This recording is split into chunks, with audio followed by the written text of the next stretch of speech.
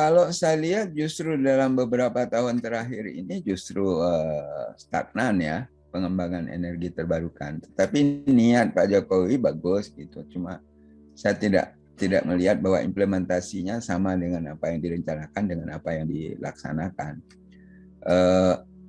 Sejak tahun berapa saya lihat dari tahun 2016-17 itu seharusnya itu ada peningkatan yang sangat signifikan, tapi justru kalau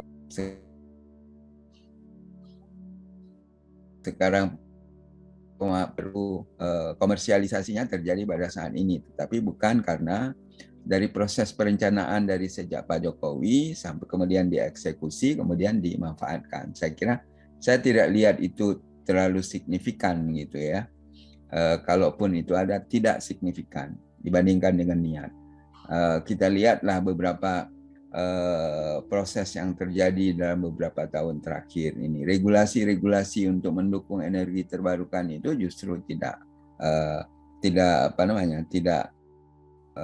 mendukung kepada pengembangan energi terbarukan. Nah, ini yang saya kira kenapa kami kemudian bersuara untuk mengusulkan kepada Bapak Presiden agar apa yang Presiden canangkan, misalnya meningkatkan energi terbarukan, nah itu inline juga dalam semua langkah-langkah aksi. Kalau saya katakan tadi itu ada niat, ya, kemudian niat itu diimplementasikan dalam sebuah perencanaan yang matang. Dari perencanaan itu kemudian keluar ada strategi implementasinya apa yang akan dilakukan, apakah itu misalnya regulasinya seperti apa, persiapan SDM-nya seperti apa dan sebagainya gitu ya. Dan kemudian ada langkah aksi yang konkret. Nah, dari langkah aksi yang konkret itu kemudian Pak Jokowi juga harus monitor gitu. Apakah apa yang sudah direncanakan itu sudah dilaksanakan apa belum gitu. Jangan sampai hanya berupa statement tetapi tidak sudah mengajukan beberapa usulan misalnya ya, usulan perlu ada beberapa regulasi yang dibutuhkan dalam rangka untuk mendukung pemanfaatan energi terbarukan ya.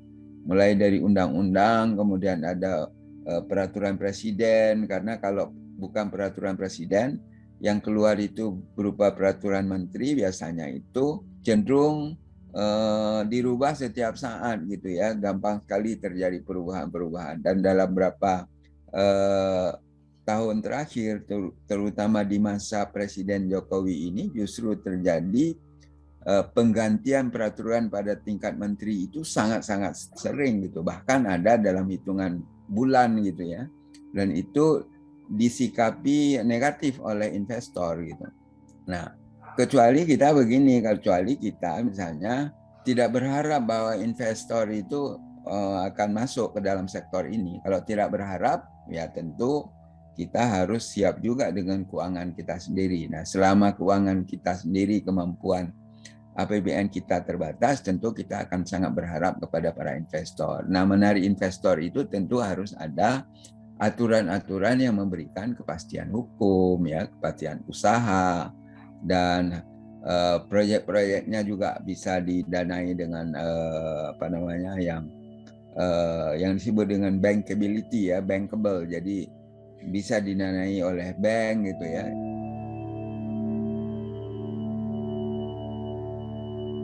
Betul, karena kita nggak punya kemampuan sendiri. Kalau kita punya kemampuan sendiri nggak ada persoalan gitu ya. Jadi kalau sekarang misal gitu ya, kita butuh dana hampir 100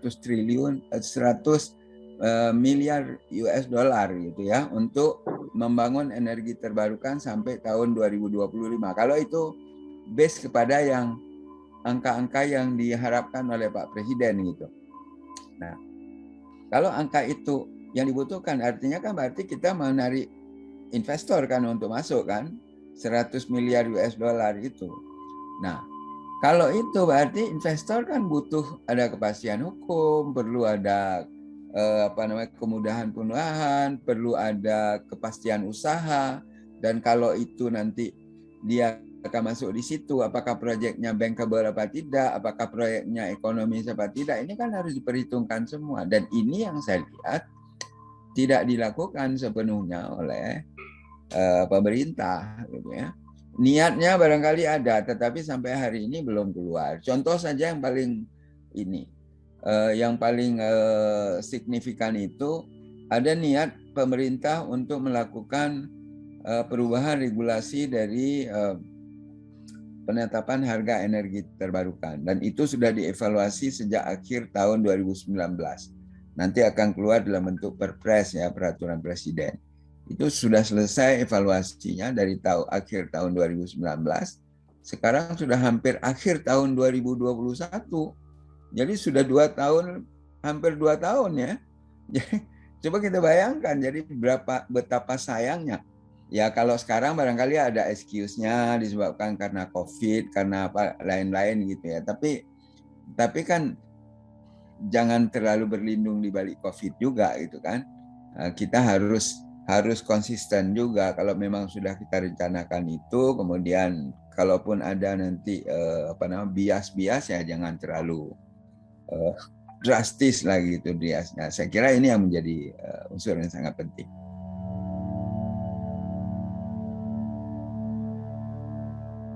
Ya, PLTA itu kan ada yang skala besar, ada yang skala kecil ya. Kalau skala besar itu memang butuh biaya yang sangat besar dan itu akan butuh lahan yang sangat besar. Saya kira effortnya akan sangat besar gitu. Kalau itu dibangun di daerah Jawa barangkali sudah sangat sulit untuk mendapatkan kawasan-kawasan lahan yang bisa kita lakukan seperti masa lalu ya, seperti Jatiluhur dulu, Cirata, kemudian Saguling gitu ya, kemudian di Jawa Tengah, Merican dan sebagainya. Mungkin sekarang udah agak sulit ya karena lahannya makin sempit.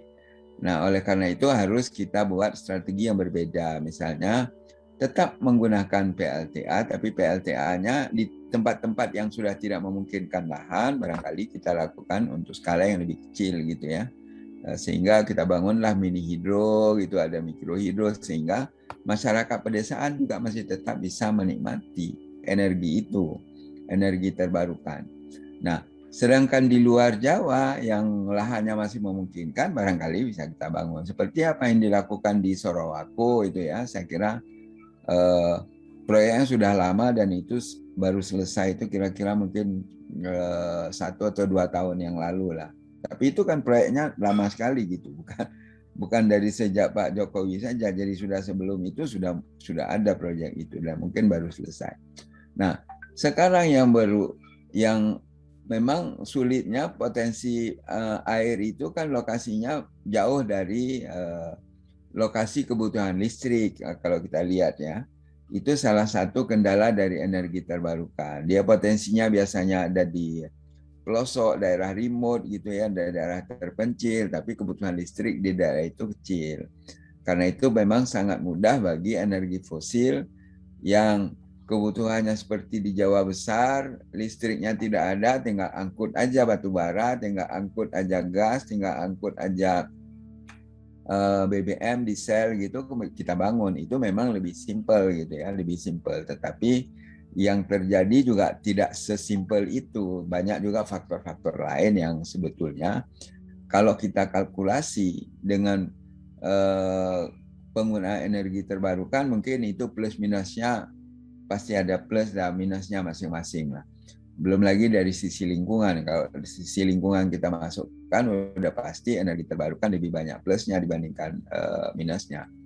Nah, tetapi bagi kita Indonesia, negara yang tentu sangat berkembang dan kita akan masuk yang sekarang melepaskan diri dari middle income trap, tentu pertumbuhan ekonomi dan pertumbuhan energi itu kan sejalan ya kan.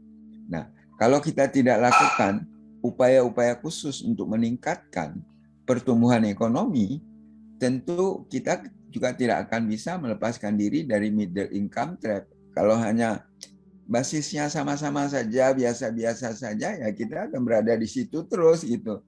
Bahkan bisa cenderung terlempar ke bawah gitu dibandingkan dengan terlempar ke atas.